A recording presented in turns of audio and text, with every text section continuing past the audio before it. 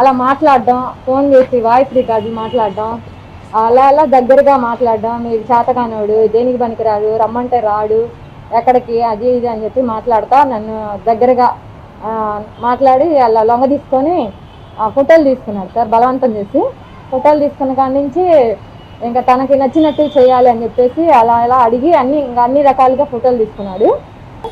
ఇంటి దగ్గరికి కూడా వెళ్ళి నైట్ చూసి కాపలా ఉండి తను పడుకుంటే తన దగ్గరికి వెళ్ళి కుక్కలు అరుస్తున్నాయని చెప్పి తను ఇంకా భయపడి పరిగెత్తుకుంటా వచ్చేసాడంట సార్. అది కూడా చెప్పాడు నాకు. అదే చేస్తాను, ఇలా చేస్తాను, ఎట్లా పడితే అట్లా చేస్తున్నాడు సార్. ఎక్కడికన్నా తను మార్కెట్కి వెళ్ళినా వెమ్మటపడి వెళ్తున్నాడంట సార్.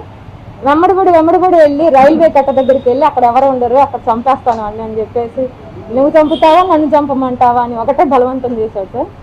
అవన్నీ నా వల్ల కాదు, మమ్మల్ని వదిలేసే, నా జీవితం